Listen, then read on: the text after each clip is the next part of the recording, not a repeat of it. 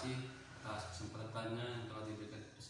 Saya akan menjelaskan rangkuman materi PB1, di mana yang pertama perkembangan kritik.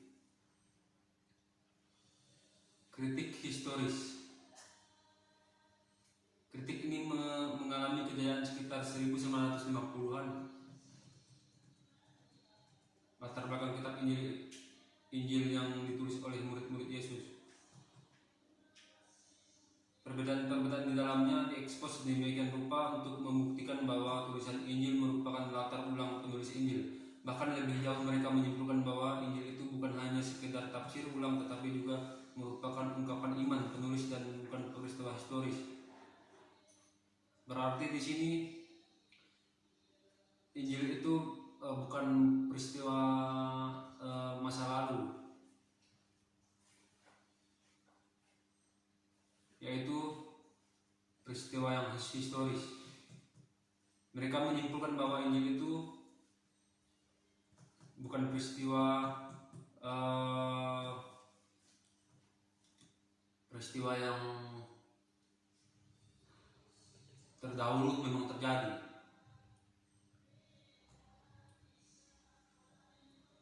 Mereka mengatakan bahwa Injil ini hanya tafsir ulang.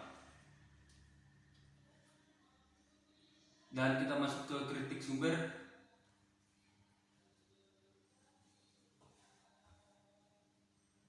Kritik sumber berusaha untuk mengidentifikasi sumber-sumber yang digunakan dalam penulisan Injil sinoptik dan mengidentifikasi hubungannya dengan Injil-Injil itu.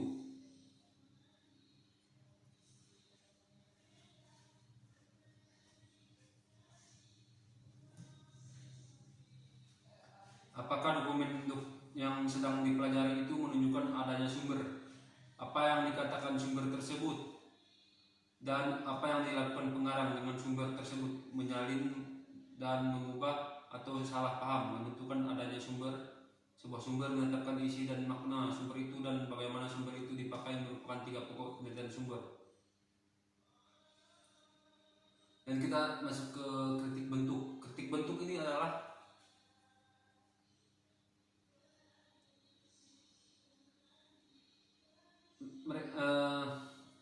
kritik bahan-bahan asli dalam Injil dari tradisi yang lisan beredar unit-unit kecil, dan juga bahan-bahan yang ada di dalam tradisi itu memberikan informasi kepada kita tentang kepercayaan dan situasi gereja mula-mula dan pelayanan Yesus. Yang kepercayaan dan situasi gereja mula-mula dan pelayanan Yesus.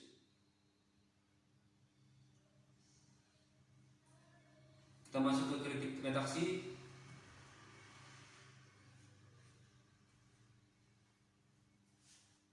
Kritik redaksi berkembang setelah kritik bentuk. Metodenya kritik redaksi ini menambahkan sebuah dimensi bahwa terhadap penelitian perjanjian baru, yaitu mengenai sit in eleven, kedudukan dalam kehidupan. Dari sang pengarang, para penulis kitab-kitab Injil tidak hanya dianggap sebagai orang yang menghimpun bentuk-bentuk yang berbeda, melainkan mereka sendiri adalah pengarang.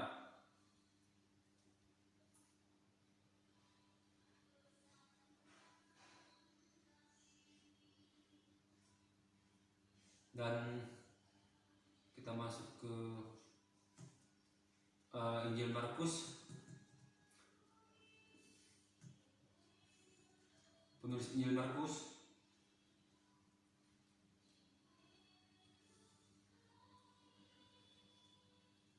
yaitu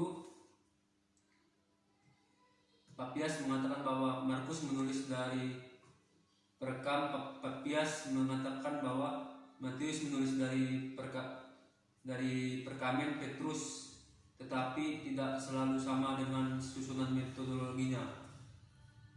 Dan juga Clement dari Alexandria, Origen dan Jerome juga menyatakan bahwa Injil Markus dihasilkan dalam hubungannya dengan Petrus. Berarti di sini Injil Markus ini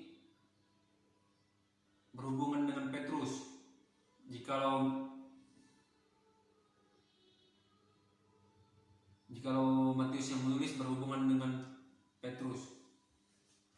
Dan buktinya adalah banyak percaya bahwa orang yang muda yang dari telanjang yang hanya dicatat dalam Injil Markus adalah Markus sendiri. Waktu penulisannya adalah dalam lagu bangsanya. Paulus memuji pelayanan Markus, 2 Timotius pasal 4 ayat 6 sampai 8. Sulit dipercaya bahwa Markus dapat berbuat banyak sebelum jemaat dipuaskan dengan pelayanannya.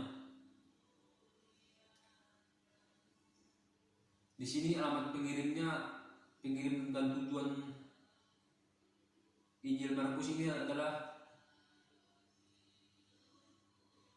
yaitu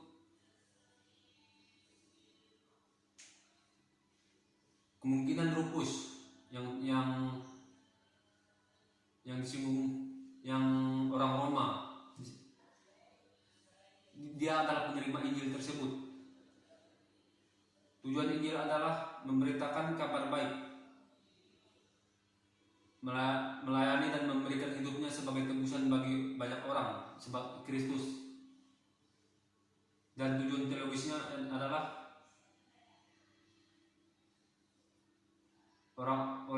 karena orang Romawi adalah orang yang bekerja, orang yang berpikir, maka Markus menyajikan Kristus sebagai pekerja yang hebat daripada pemikir yang dalam manusia.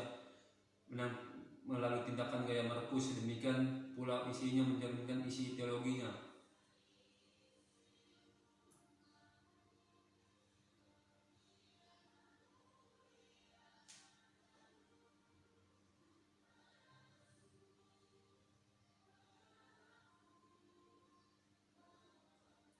Dan kita masuk ke Injil Lukas. Waktu penulisannya yaitu kira-kira pertengahan atau akhir tahun 50-an. Oleh sebab itu Injil Lukas harusnya ditulis sebelum kisah para rasul, kira-kira pertengahan atau alamat pengirimnya adalah Kaisaria atau Roma. Temanya Yesus adalah sang juru selamat yang datang sebagai anak manusia. Karakteristiknya adalah yang istimewa dari Injil ini adalah mulus dan indah dalam hal sejarah maupun sastra.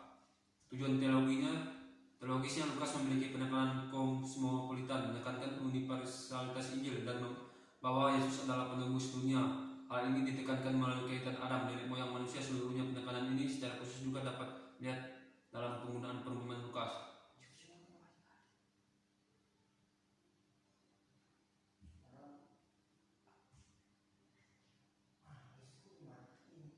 Dan Injil Yohanes.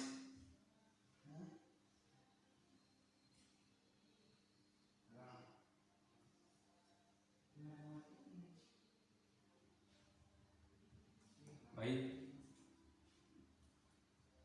Injil Yohanes yaitu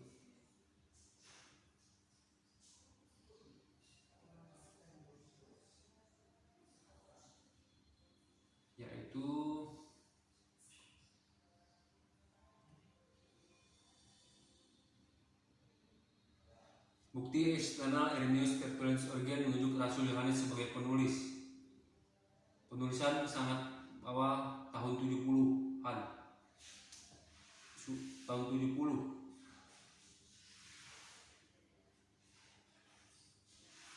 Kemungkinan Injil Yohanes ini ditulis pada akhir abad pertama.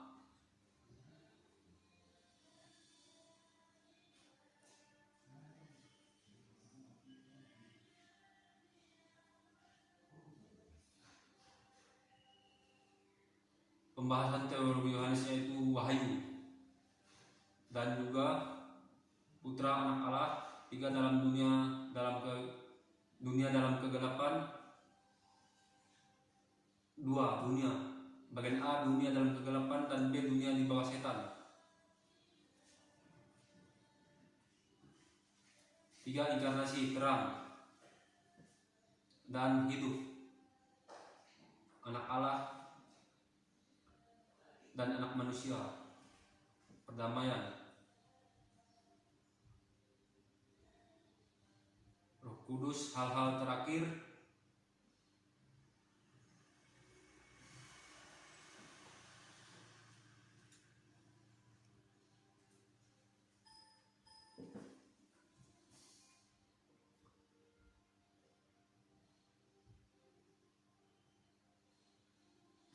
Baik, terima kasih. Ya, kesimpulan dari teologi PP1 ini adalah Injil Yohanes dan Lukas, Markus, bahkan juga Injil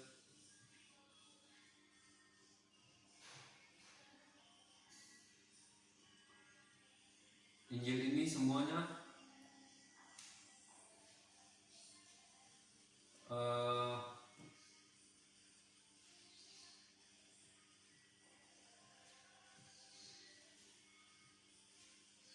menyatakan bahwa Yesus adalah Tuhan. Memang Injil ini memang asli dari wahyu Tuhan.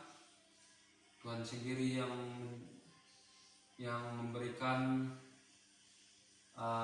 melalui anak-anaknya yang Tuhan pilih sebagai penyambung Injil ini untuk diberitakan bahwa Yesus adalah Tuhan. Sekian rangkuman materi teologi PP1 ini. Terima kasih. Salam.